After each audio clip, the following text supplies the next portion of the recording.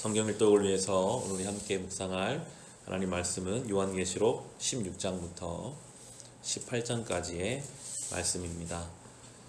16장에서 하나님의 진노와 심판의 7 대접이 부어지는 내용이 나옵니다.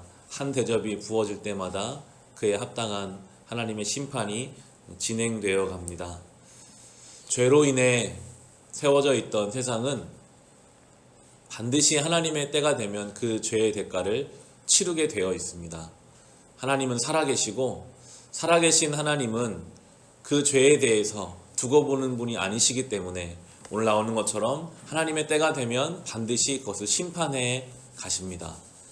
심판이 없고 하나님이 없다라고 생각하며 자기 마음대로 살던 인생은 하나님의 때가 되면 반드시 심판 앞에 서게 될 것입니다. 심판이 진행되어 가는 중에 5절 말씀을 보시면 심판을 주관하는 천사가 이렇게 하나님을 찬송합니다. 5절 같이 읽겠습니다. 내가 들으니 물을 주관하는 천사가 말하기를 지금도 계시고 전에도 계시던 거룩하신 주님, 이렇게 심판하셨으니 주님은 의로우신 분이십니다. 아멘. 이렇게 고백합니다. 살아계신 하나님, 처음부터 지금까지 살아계신 하나님, 이 모든 것을 온전한 질서로 돌리시는 하나님을 심판하시는 하나님으로 찬송하는가 하면 9절에 보면 그런 하나님의 역사 속에서도 깨닫지 못하는 사람들이 나옵니다. 9절 같이 읽겠습니다. 그래서 사람들은 몹시 뜨거운 열에 탔습니다. 그러나 그들은 이 재앙을 지배하는 권세를 가지신 하나님의 이름을 모독하였고 회개하지 않았고 하나님께 영광을 돌리지 않았습니다.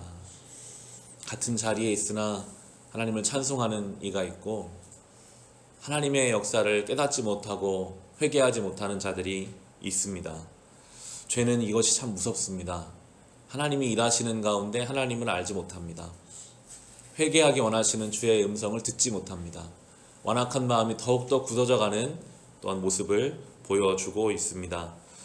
우리는 언제든지 하나님이 부르시면 그 앞에 설 수 있고 하나님의 때가 도적같이 올 수 있다는 것을 늘 생각하며 살아가야 합니다. 15절에 이렇게 나옵니다. 보아라, 내가 도둑처럼 올 것이다.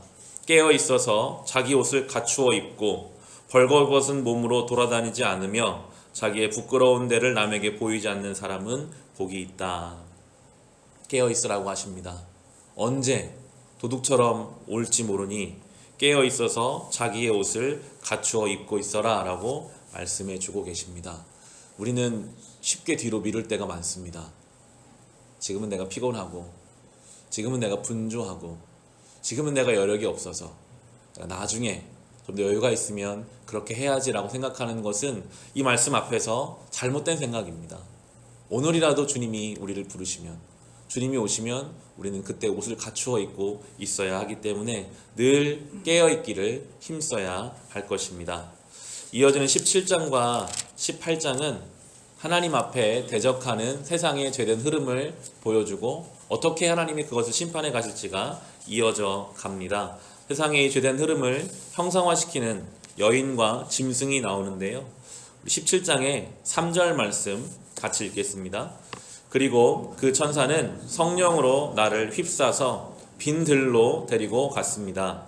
나는 한 여자가 빨간 짐승을 타고 앉아 있는 것을 보았는데 그 짐승은 하나님을 모독하는 이름들로 가득하였고 머리 7과 뿔 10개가 달려 있었습니다. 짐승이 나오는데 그 짐승은 하나님을 모독하는 이름들로 가득한 짐승이었습니다. 세상은 하나님을 모독하는 것들이 점점점 가득해져 가고 있습니다. 문화와 세상의 흐름 속에서 우리가 잘 들여다보면 어느새 하나님을 모독하고 절대적인 하나님의 진리를 다 상대화하기 시작합니다. 내가 좋으면 되는 것이고 나만 편하면 되는 것으로 모든 것 상대화하고 하나님의 이름을 모독하는 세상의 방식과 4절에 보시면 이 여자는 자주색과 빨간색 옷을 입고 금과 보석과 진주로 꾸미고 손에는 금잔을 들고 있었는데 그 속에는 가증한 것들과 자기 음행에 더러운 것들이 가득하였습니다. 이것이 또한 세상의 방식입니다. 겉으로 볼 때는 화려하고 좋아 보이지만 그 속을 들어가 보면 하나님 앞에 오로지 자기 만족과 음행과 잘못된 것이 가득한 이 세상의 흐름을 보여주고 있습니다. 그들은 하나님을 대적합니다. 13절과 14절인데요. 같이 읽겠습니다. 그들은 한 마음이 되어서 그들의 능력과 권세를 그 짐승에게 내줄 것이다. 그들이 어린 양에게 싸움을 걸 터인데 어린 양이 그들을 이길 것이다. 그것은 어린 양이 만주의 주요 만왕의 왕이기 때문이며 어린 양과 함께 있는 사람들이 부르심을 받고 택하심을 받은 신실한 사람들이기 때문이다. 네.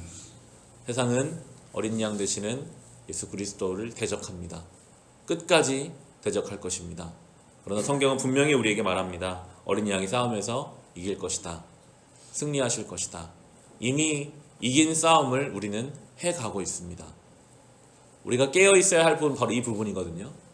이미 우리는 이긴 싸움을 하는 것입니다. 그것을 붙잡아야 합니다. 근데 끊임없이 우리에게 질 거라고 자꾸만 우리를 흔들어요. 두렵게 하고요. 도망가고 싶게 만듭니다. 우리는 이미 이긴 싸움의 부르심과 택하심을 받은 성도이기 때문에 담대하게 하루하루를 살아가야 합니다. 그래서 우리가 실패하고 넘어져도 그것까지 사용해서 하나님이 선을 이루신다라고 말씀해 주고 계시기에 우리는 그 담대함을 가지고 이 하루를 살아가야 하겠습니다.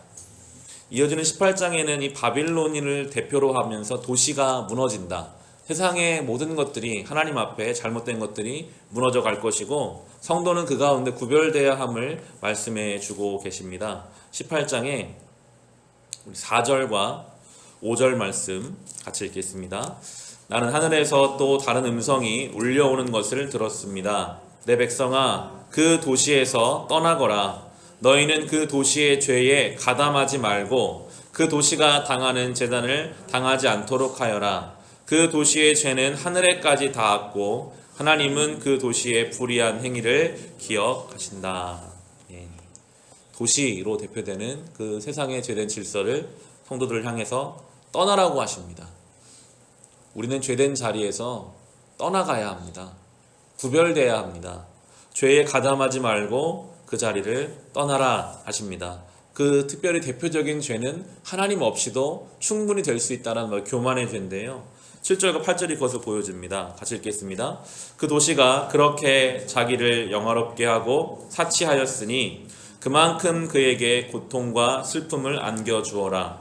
그 도시는 마음속으로 나는 여왕의 자리에 앉아있고 과부가 아니니 절대로 슬픔을 맛보지 않을 것이다 하고 말한다. 그러므로 그 도시의 재난 곧 죽음과 슬픔과 굶주림이 하루 사이에 닥칠 것이요 그 도시는 불에 타 버릴 것이다. 그 도시를 심판하신 주 하나님은 강한 분이시기 때문이다. 하나님 없이 사는 인생은요 결국 이 마음을 갖고 있는 겁니다. 나는 이제 이걸로 내가 가진 재산으로 내가 가진 명예로 내가 취한 어떤 것으로 충분히 괜찮다. 나는 아무런 어려움 없을 것이다 라고 스스로를 위안하며 자기를 만족시키며 살아가는 그들을 향해 하나님이 8절에 그렇게 나오죠. 하루 사이에 닥칠 것이다. 하나님이 마음 먹고 흔드시면 그 모든 것은요 하루 사이에 다 타서 없어져 버릴 것입니다. 18장 전체가 그런 내용을 담고 있거든요. 아무리 인간이 쌓아놓은 것이라도 하나님이 심판하는 때가 되면 아무것도 남지 못할 것이기에 우리는 세상 것을 통해서 나를 세우려는 인생이 아니라 하나님 앞에 우리를 세워야 할 것입니다. 어제 우리가 주일에 나눴던 그 말씀도 빌라도는 예수 그리스도 앞에서 세상의 권세를 택하는 존재였습니다. 당장 우리 눈앞에는 그것이 더 강해 보이고 그것이 더 우리에게 실제적인 것 같으나 성경은 또 우리에게 말씀하십니다. 그것은 잠시이고 잠깐이고 영원한 하나님 나라가 있다.